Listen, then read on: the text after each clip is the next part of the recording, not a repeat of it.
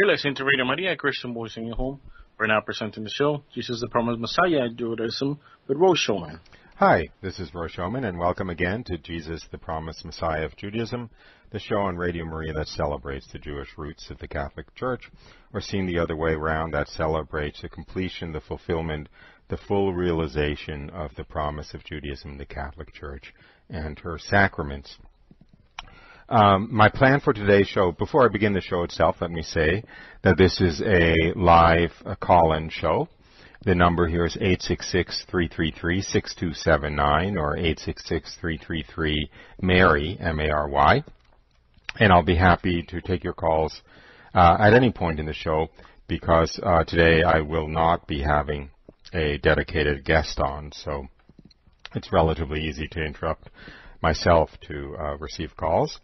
And I have in the past on the show talked about the conversion of Alphonse Ratisbonne, and I would like to dedicate the show again to Alphonse Ratisbonne because, well, I've got to admit, Alphonse Ratisbonne's conversion has something to do with St. Michael, and today is the feast day of St. Michael.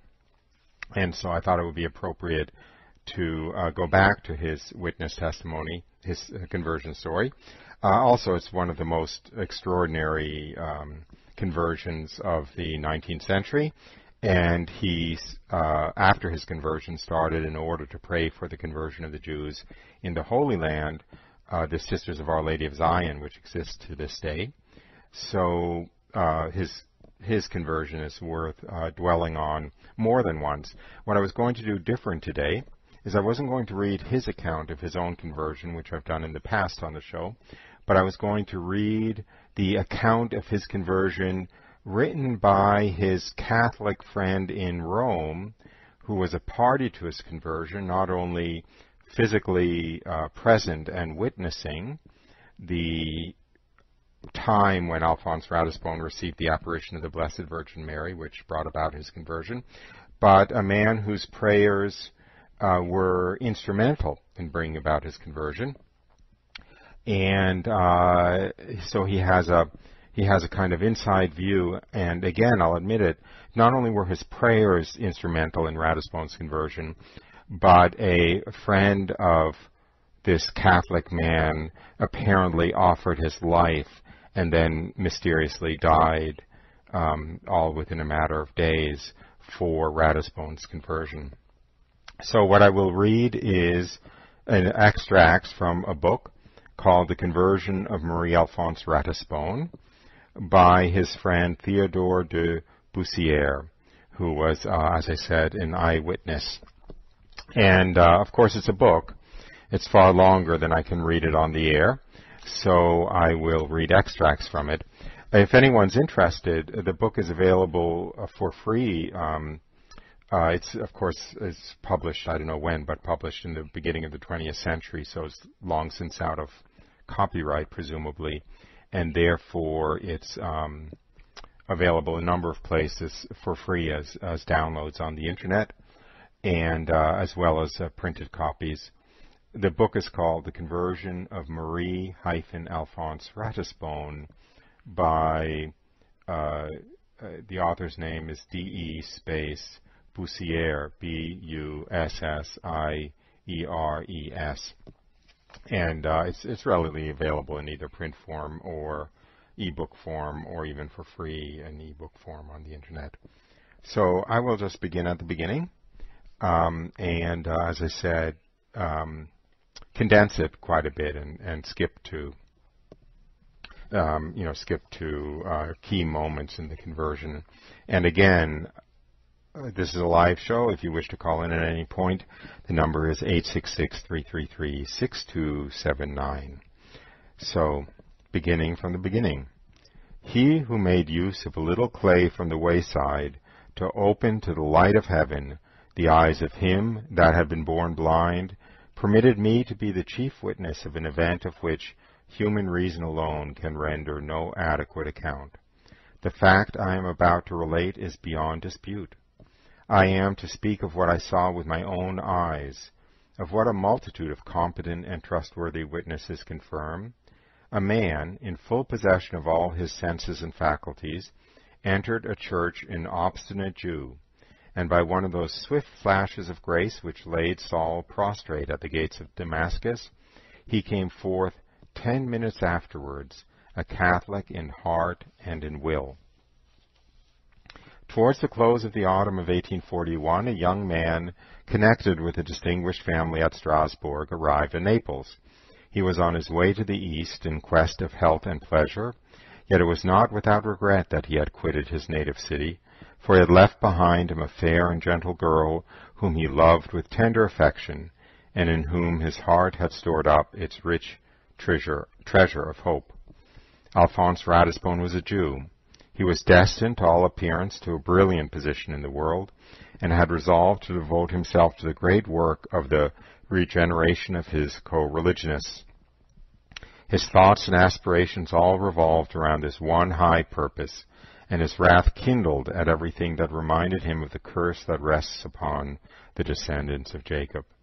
15 years before the time of which I am speaking, and while he was yet a child, his heart had been wounded in one of its most sensitive affections. Theodore Ratisbonne, his brother, became a Catholic and received holy orders. Time had been powerless to close this wound. His hatred deepened year by year, and he studiously fomented the deadly resentment of his family. I will skip a bit.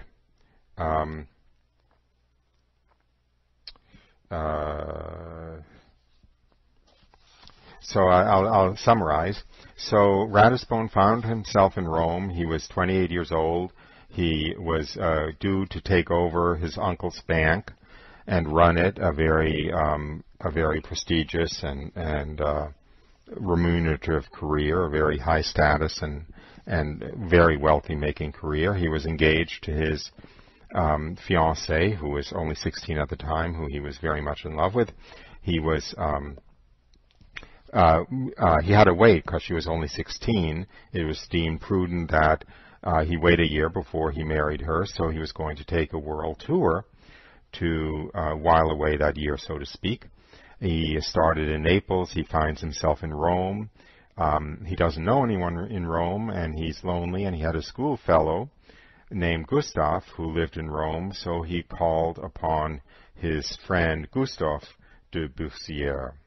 And now I'll go back to the words of Theodore de Bussiere, who was Gustave's brother. Ratisbonne did not find my brother at home, and so he came to me. But he had resolved not to come in. He would merely leave a visiting card. Chance, or rather Providence, ordered it so that his knock was answered by an Italian servant who mistook his meaning and introduced him, to his great annoyance, into the drawing-room. We had met only once at my brother's, and notwithstanding all my efforts, I had failed to obtain from Ratisbonne anything beyond the cold civility of a well-bred man. However, he was my brother Gustave's friend, and so I received him cordially, talked to him of the wonders around him, and gradually elicited his impressions of Rome. Ratisbonne talked about his impressions of Rome, and at one point he said, quote, "As I came down from the capital, a melancholy spectacle rekindled all my hatred of Catholicism. I passed through the ghetto, and as I beheld the misery and the degradation of the Jews, I said to myself that, after all, it was a loftier thing to be on the side of the oppressed rather than on that of the oppressors." Our conversation now began to take a controversial turn. I tried in my eager fervor to impart to him my own Catholic convictions, but he only smiled at my efforts and said that he felt a sincere pity for my superstition, and that he was born a Jew, and a Jew he would die. At this point of our discussion there came into my head a very extraordinary idea, suggested doubtless from above, for the wise of this world would have called it foolishness. I said to him, quote, "Since you are so confident in the strength and stability of your understanding, promise me to wear something that I will give you." He replied, "Let me see it first. What sort of thing is it?" "Only this medal," said I, and I held up to him a medal of the Blessed Virgin, at sight of which he threw himself back in his chair, with a gesture of mingled indignation and astonishment. "But," said I quietly, "from your point of view it must be perfectly indifferent to you, whereas it would give me the very greatest pleasure." "Oh, I will not refuse you," he exclaimed with a hearty laugh. "I shall at least show you that people have no right to accuse us Jews of being obstinate and insurmountable infatuation. Besides, you are furnishing me with a charming chapter for my notes and impressions of my travels." And he went on with a succession of jests which wrung my heart, for to me they were so many blasphemies. However, I threw around his neck a ribbon to which one of my daughters had attached the blessed medal while we were talking. And now there remained a point still more difficult to gain. I wished him to recite St. Bernard's pious invocation, Memorare, O Pietissima Virgo, remember, O Most Blessed Virgin Mary. But this was too much for him. He refused very decidedly, and in a tone which seemed to say, "Really, this man's impertinence is beyond all bounds." Still, an interior force urged me on, and I combated his reiterated refusals with the energy of desperation. I held out the prayer to him and begged him to take it away with him, requesting him to be kind enough to write it out for me, as I did not possess another copy of it. At length he yielded as if to rid himself of my importunity, and said in a tone of vexation and contempt, "Well, I will write it out. You shall have my copy, and I will keep yours." And then he withdrew, muttering as he went, "What an unreasonable fellow that is. I wonder what he would say if I were to plague him thus to make him recite some of my Jewish prayers." So let me interrupt myself a bit. You're, of course, listening to Roy Showman on the Promised Messiah of Judaism, and today I am reading from the memoirs of Theodore de Bussiere, who was a witness to the Jew Alphonse Ratisbonne's miraculous conversion in Rome in the 1840s. The connection it has with today's feast day of St. Michael the Archangel is, in some sense, twofold. He was converted by an apparition of the Blessed Virgin Mary. It's to this day the only church-approved apparition of the Blessed Virgin Mary in Rome. And it took place in the church of San Andrea della Frata in Rome, but she appeared above the altar dedicated to St. Michael, in the chapel dedicated to St. Michael.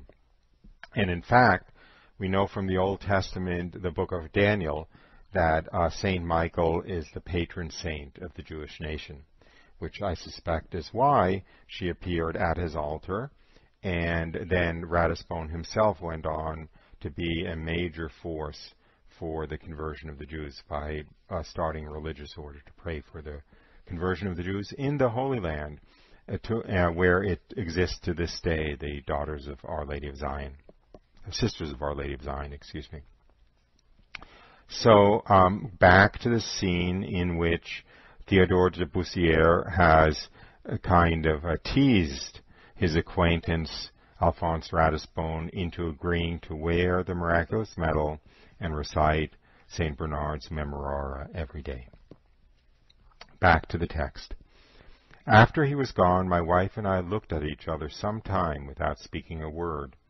Distressed by the blasphemy to which we had been compelled to listen, we united in imploring pardon from God for him, and we charged our two little daughters to say an Ave Maria that night for his conversion.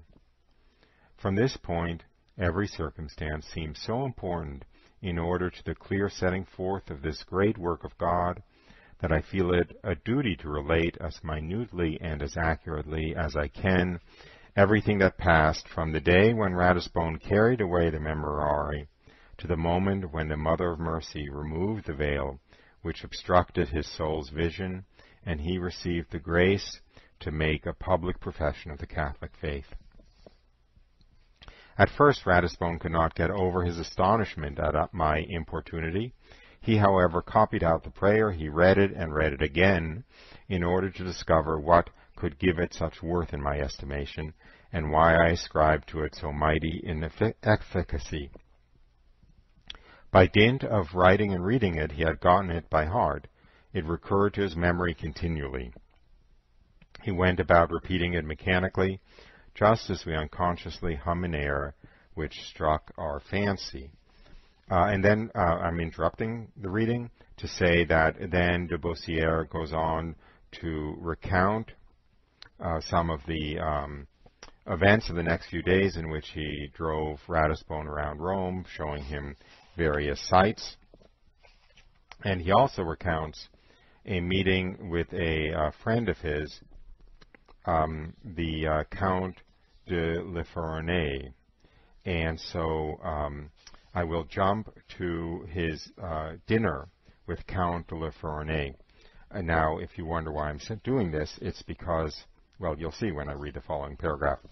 I dined that same day at the Borghese Palace in company with the Count de La Fournais, and in the course of the evening I told him the hopes that filled my own heart, and earnestly commended my young Jewish friend to his prayers. In the unreserved conversation that followed, Monsieur de La Fournais spoke to me of the confidence he had always felt in the protection of the Blessed Virgin, even at the time when the cares and distractions of political life had scarcely permitted that practical piety of which his later years offered so edifying an example. Keep up the good hope, said he. If he says a memorare, you have him to a certainty, and many others with him. Then the next morning, de Bussiere meets with Ratisbonne again to show him around Rome, and continuing with his account. I walked in different directions with Ratisbonne, who came to me about 1 o'clock. I was grieved to notice the small fruit of our conversations. He was still in the same disposition of mind, still hated Catholicism intensely, and made the most disparaging remarks about it, still parried by raillery arguments which he thought not worth the trouble of serious refutation.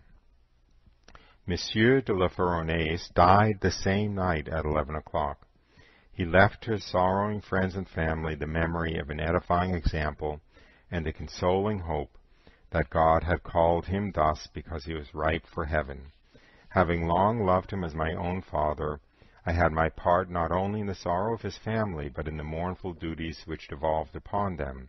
Yet the thought of Ratisbonne followed me importunately, even beside the bier of my friend.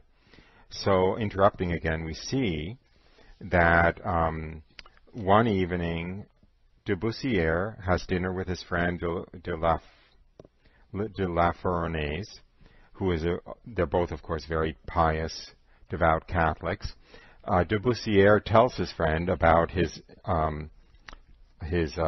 concern for the conversion of his friend Ratisbonne, and de La Fournais speaks warmly of it and says, "Don't worry about it," and dies the very next evening. We'll see he's at the center of Ratisbonne's conversion, and it certainly seems as though he offered his life for Ratisbonne's conversion. Skipping forward 2 days, de Bussiere is walking around Rome with Ratisbonne, showing him the sites, mostly, of course, the Catholic religious sites. We continued our walk toward the Villa Wolkonski. Ratisbonne was surprised at my calmness. He could not reconcile it with my eager desire for his conversion, and he remarked that he was more than ever a Jew. I answered that I was full of confidence in the promises of God, and that I was convinced that, since he was honest and sincere, he would one day be a Catholic, even if an angel from heaven were necessary to enlighten him. We were then passing by the Scala Santa. Interruption, the Scala Santa are the steps which Jesus was led up to be confronted by Pilate in front of Pilate's palace. They were moved to Rome. They're, of course, one of the holiest shrines in Rome. And pilgrims traditionally climb them on their knees. There are a few spots, I believe, where it seems as though one is able to see drops of blood that fell from Jesus when he was climbing those steps. We were then passing by the Scala Santa. I took off my hat and, pointing to my companion, said, "Hail, Scala Santa! Here is a man who will one day ascend you on his knees."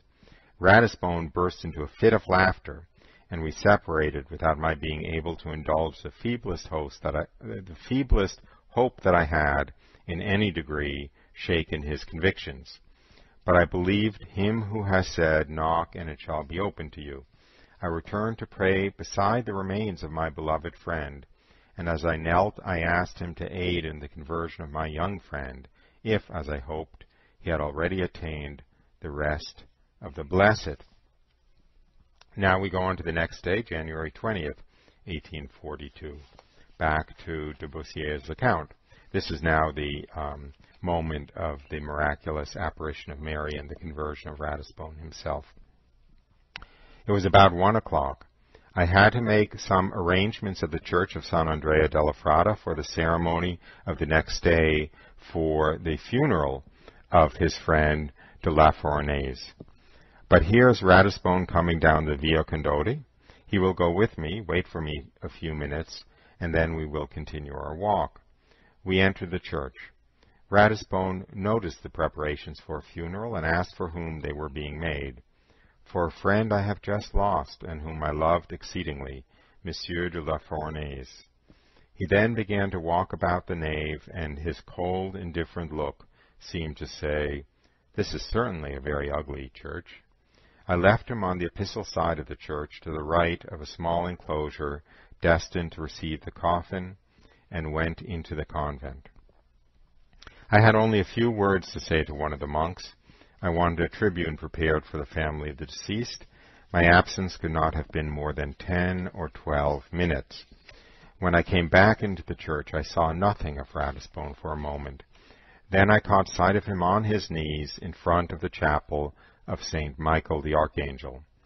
I went up to him and touched him 3 or 4 times before he became aware of my presence. At length he turned towards me, his face bathed in tears, joined his hands, and said, with an expression which no words will render, "Oh, how this gentleman has prayed for me." I was quite petrified with astonishment. I felt what people feel in the presence of a miracle. I raised Ratisbonne, and I led him, or rather almost carried him, out of the church. I asked him what was the matter and where he wished to go. "Lead me where you please," he cried. "After what I have seen, I obey."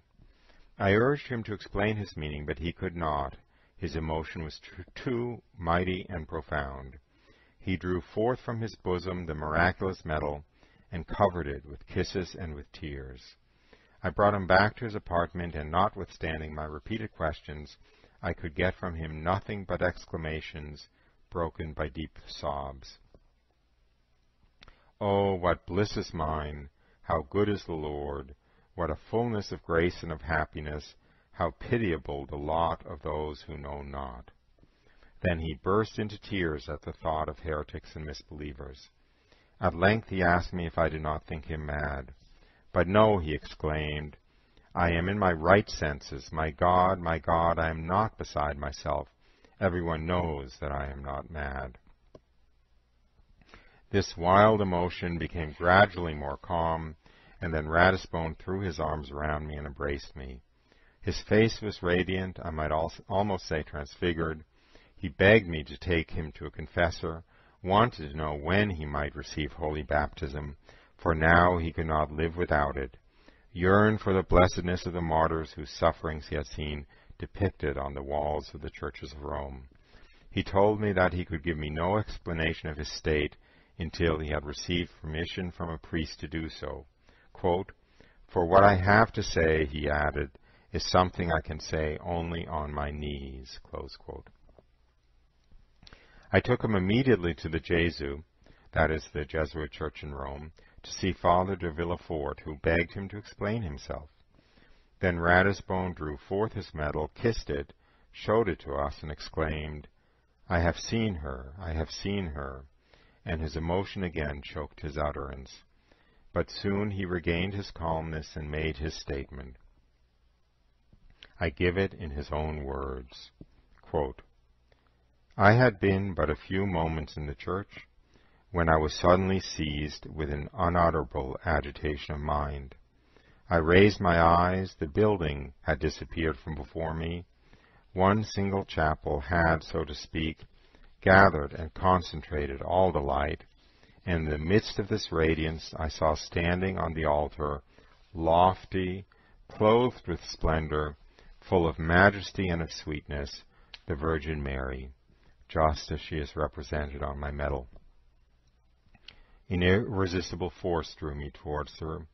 The Virgin made me a sign with her hand that I should kneel down, and then she seemed to say, That will do. She spoke not a word, but I understood all. Brief as the statement is, Ratisbonne could not utter it without pausing frequently to take breath and to subdue the emotion with which he was thrilling.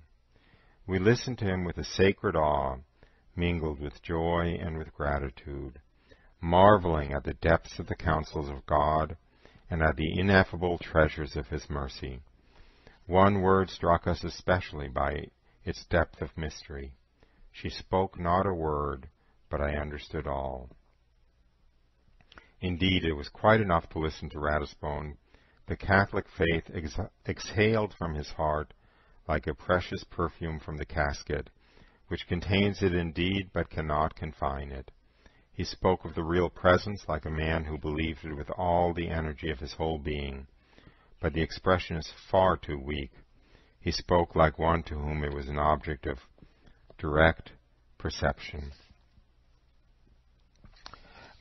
You are listening to Jesus, the Promised Messiah of Judaism on Radio Maria. This is Roy Showman. In a few minutes, in a moment or two, we will go to a short musical break, as we usually do about halfway through the hour. I have been reading from the account of an eyewitness to Alphonse Ratisbonne's conversion in Rome, Theodore de Bussiere. The conversion occurred in 1841. And it occurred as a result of an apparition of the Blessed Virgin Mary over the altar dedicated to St. Michael in a church in Rome, San Andrea della Frata. So in part I'm reading it in honor of the feast day of St. Michael, who is not incidentally also the patron saint of the Jewish nation, according to the Old Testament in the book of Daniel. And one reason I wanted to read de Bussiere's account, in the past I've read Alphonse Ratisbonne's account, is de Bussiere's account makes it very clear that the grace of the conversion came in part by the prayers and probably the sacrifice of his life of a friend of de Bussiere who was praying for the conversion of Ratisbonne, died the day after he began praying for the conversion of Ratisbonne, whose funeral was about to take place in the church of San Andrea della Frata, which is why Ratisbonne found himself there, and which is also, of course, where the apparition of the Blessed Virgin Mary took place. So his death, his offering up his life itself for the conversion of Ratisbonne, and through Ratisbonne, through the conversion of thousands, perhaps tens of thousands or hundreds of thousands of other Jews, shows that, in fact, where grace comes from, which is the prayers and the sacrifices offered by good Catholics. Another reason, and I will go to the break in a minute or two, I promise, but another reason for reading this today is, of course, we're in the midst of a tempest of activity associated with the human side of the church, individuals in the church, a lot of scandal and a lot of misbehavior and so forth, which is easily can take our eye off the ball and make one think that this is Catholicism, and why be in the Catholic Church? Why take Catholicism seriously? Look at all the misbehavior, look at all the scandal, and so forth. And I think that this account, I hope, shows why we are in the Catholic Church, why I gratefully entered the Catholic Church, why, as St. Peter, I believe, said to Jesus, "Where else will we go? You have the words of eternal life. Where else will we go? The Catholic Church has the truth. The Catholic Church has the Blessed Virgin Mary. The Catholic Church has the sacraments." And I hope that reading this serves to remind us that that is, in fact, at the heart of why we are Catholic and why we should help to bring others into the fullest possible relationship between God and man for the period between birth and death, which is, in fact, the Catholic Church and the sacraments. So with that, let's go to a musical break. This is a live call-in show. If you wish to call in, you may wish to call in during the break, at which point I'll take the calls immediately coming out of the break. The number here is 866-333-6279 or 866-333-MARY, M-A-R-Y. Be back in a few moments. Hi, welcome back to Jesus the Promised Messiah of Judaism. This is Roy Schoeman. And on this feast day of St. Michael the Archangel, I have been reading the account of the miraculous conversion of the Jew Alphonse Ratisbonne, in Rome in 1841. An account written by his Catholic friend who witnessed the miraculous conversion, de Bussiere. And so we have been reading from his account, and just before the break, we got to the apparition of Mary itself, and therefore Ratisbonne's effective conversion. He immediately wanted to see a priest, and his friend de Bussiere took him to a priest, and now I will resume with de Bussiere's account. On leaving Father de Villefort, we went to give thanks to God, first at Saint Mary Major, the favored Basilica of the Blessed Virgin, and then of St. Peter's. It is impossible to convey an idea of the transport of Ratisbonne when he found himself in these churches. "Ah," he said to me as he warmly pressed my hands, "now I understand the love with which Catholics regard their churches, and the piety which leads them to embellish and adorn them. How good it is to be here! One would long to go no more out forever. It is earth no longer, it is the vestibule of heaven." At the altar of the Blessed Sacrament, the real presence of Jesus so overwhelmed him that he was on the point of fainting, and I was obliged to lead him away. So awful did it seem to him to appear before the living God with the stain of original sin upon him. He hastened to take refuge in the chapel of the Blessed Virgin. "Here," he said to me, "I can have no fear. I feel myself under the protection of a limitless mercy." He prayed with great fervor at the tomb of the holy apostles. The history of the conversion of St. Paul, which I related to him, made him shed tears abundantly. He was astonished at the strength of the posthumous bond, to use his own expression, which united him to Monsieur de la Fournaise. He wished to pass the night beside his remains. Gratitude, he said, made it a duty. But Father de Villefort, seeing that he was exhausted with fatigue, prudently opposed this pious desire, and advised him not to remain later than 10 o'clock. I am, of course, unfortunately skipping over a little description in the interest of time, and back to de Bussiere talking to Ratisbonne about what happened. Back to the text. "I asked Ratisbonne again and again the circumstances of the miraculous vision. He was quite unable to explain how he had passed from the right side of the church to the chapel, which is on the left, and from which he was separated by the preparations that had been made for the funeral service. All he knew was that he had found himself suddenly on his knees and prostrate close to this chapel.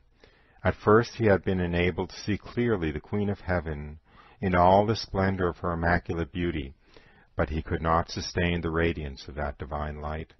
3 times he had tried to gaze once more on the Mother of Mercy.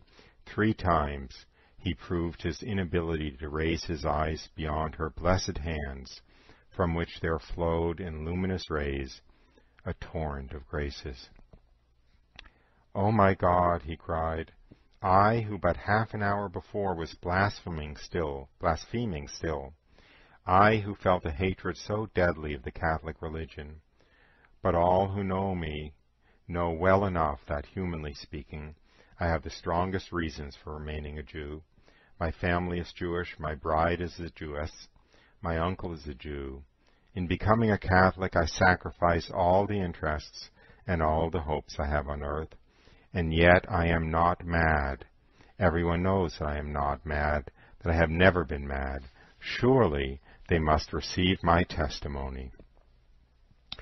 The news of this signal miracle began to spread through Rome.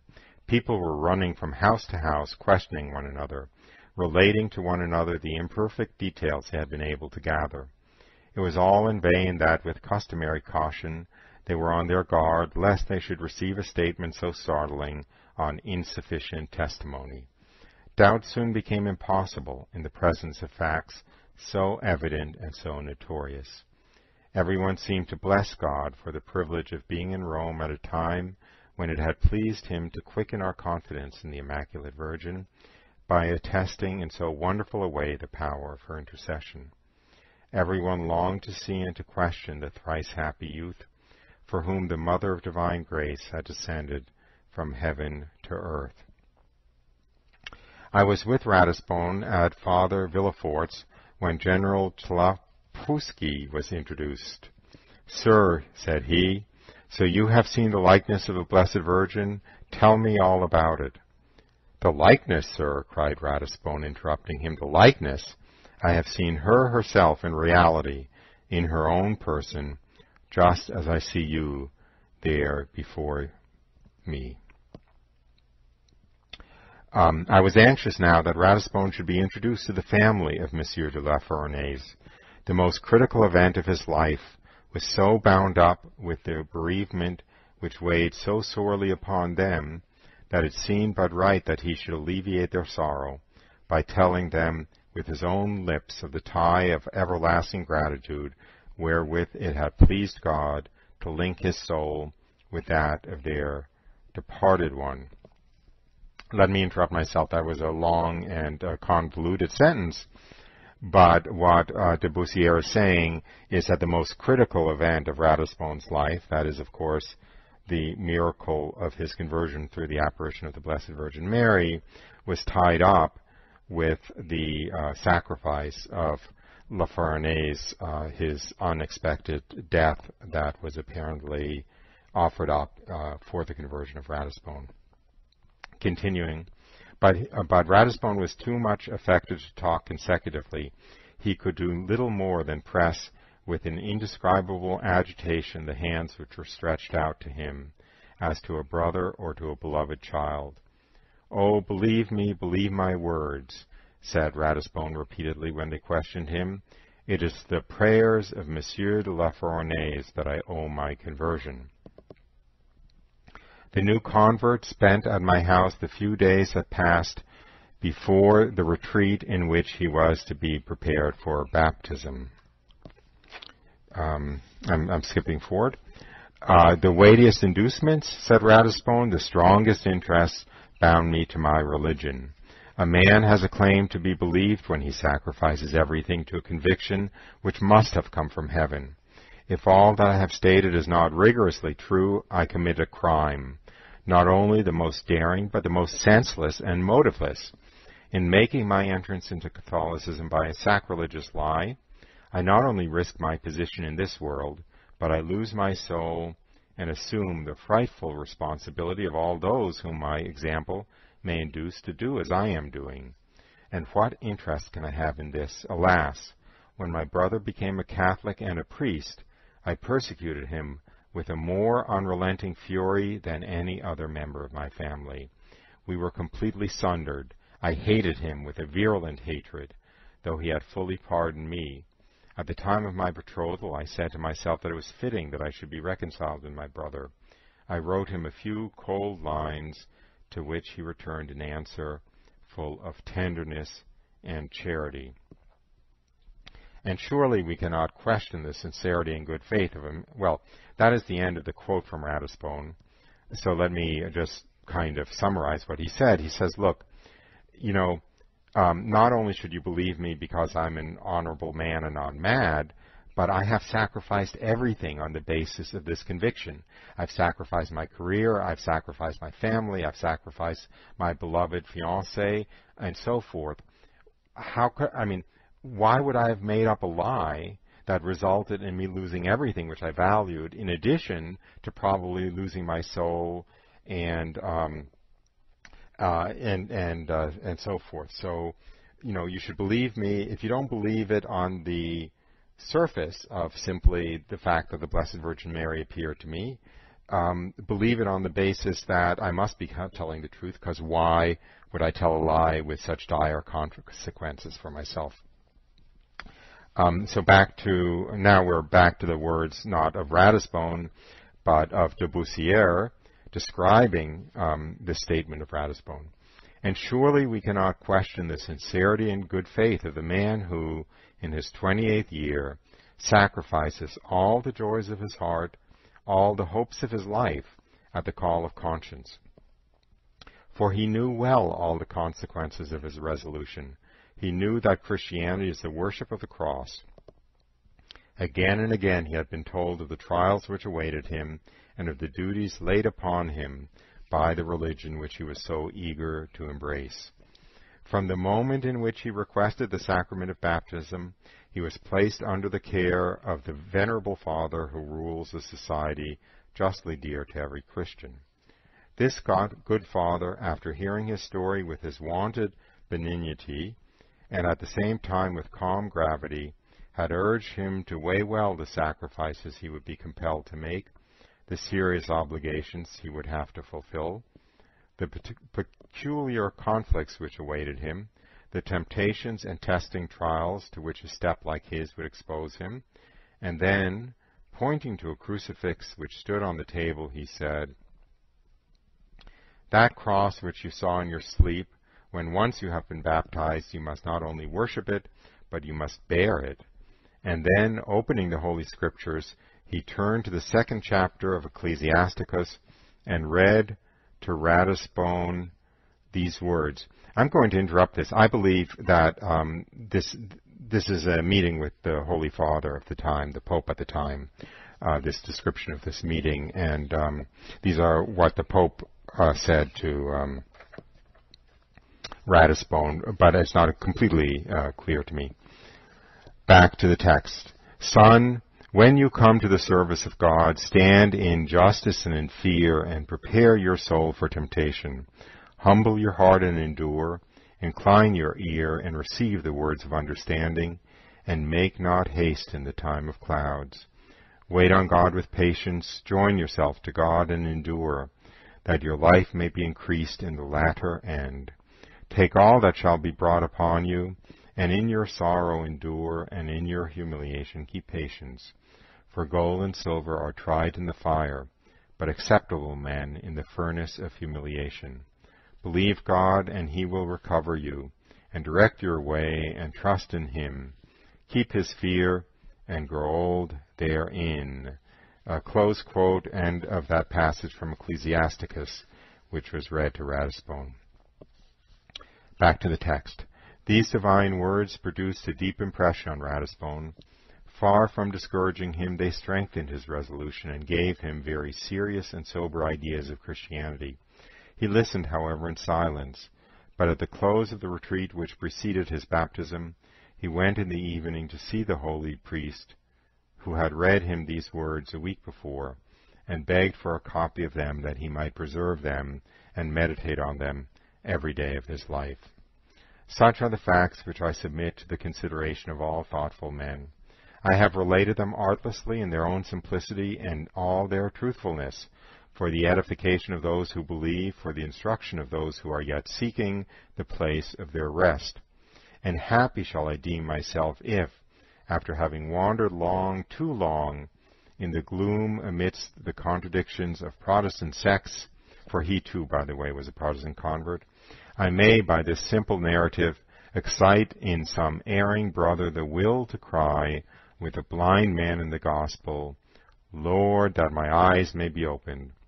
For every one who truly prays will soon have his eyes opened to the sunlight of Catholic truth. Wow. Okay. I will continue. No, I don't think I will continue. We're coming near the end of the show, and we're up to the point of his baptism. So rather than continuing with the account of de Bussiere, I will simply make a few comments on it. And we probably don't have time for more calls. I'm very grateful, by the way. A call came in during the break, not to go on the air, but just to give me a little moral support for the show and a compliment that I'm very grateful for the show. I'll just make a few comments about this. First of all, it didn't come across all that loud and clear in de Bussiere's account. There was a reference to it, but Ratisbonne had kind of consecrated his life before any of this happened to, quote, the work of the regeneration of the Jews. Ratisbonne at the time thought that this meant all of the social programs that he was involved in to create jobs for Jews. The Jews were very, what's the word? They were not emancipated yet. They did not have civil rights yet. By law, they were confined to the ghetto in the Papal States, including Rome. They could not live anywhere they wanted. They could only live in a very small, walled-in enclosure, which over the decades, and in fact over the centuries, became more and more overcrowded, so that actually several families would live in a three-room apartment. No exaggeration there. Also, there were serious health consequences, such overcrowding and so forth. And their work opportunities were restricted also. So he had basically dedicated himself to the betterment of the condition of the Jewish people, thinking that meant seeking their emancipation, getting better living conditions for them, getting better job opportunities for them, and so forth. So he prayed fervently before this happened to be able to help the condition of the Jewish people. And the response from heaven to that prayer wasn't better working conditions and better job opportunities and better living conditions.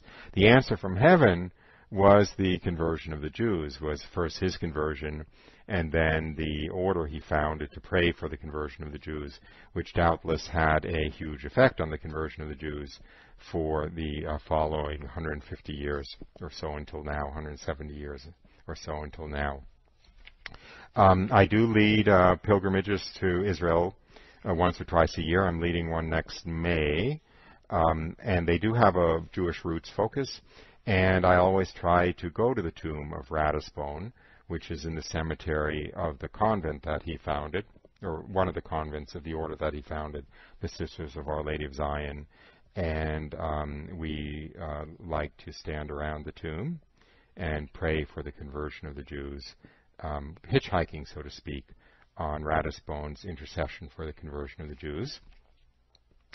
And so I only have about a minute or so, so I will just read a little quick summary of the rest of his life, so to speak. Alphonse Ratisbonne immediately entered the Catholic Church and soon after joined the Jesuits and began studies for the priesthood. After ordination, he requested and was granted permission to leave the Jesuits in order to move to the Holy Land and work for the conversion of the Jews. With his brother Theodore, he founded a congregation there, the Sisters of Our Lady of Zion, specifically to pray for the conversion of the Jews. Their convent was built on the site of Pilate's palace, the very spot where Pilate showed the beaten and bloody Jesus to the crowd, suggesting that he be released, to which the crowd of Jews cried back, "Crucify him, crucify him, his blood be on us and on our children." Matthew 27, Mark 15, Luke 23, and John 19. Alphonse Ratisbonne died in 1884 at Ain Karim, John the Baptist's birthplace near Jerusalem. His heartfelt prayer that New Year's Day in Naples, that God lead him to fulfill his cherished goal to work to improve the lot of the Jews, had been granted, as he said, beyond all expectation. And so ends de Bussiere's account of the conversion of Alphonse Ratisbonne due to an apparition of the Blessed Virgin Mary above the altar dedicated to St. Michael the Archangel in the Church of San Andrea della Frata in Rome. And so, thank you for this opportunity to share the account on this wonderful feast day of St. Michael the Archangel, the patron saint of the Jewish nation, according to the Old Testament. And so thank you for joining me. And it's a great pleasure and privilege, actually, to have this show and to have this audience. I'm very grateful to you. And I hope that you join me again next week, same time, same place, for Jesus, the Promised Messiah of Judaism on Radio Maria. Bye for now.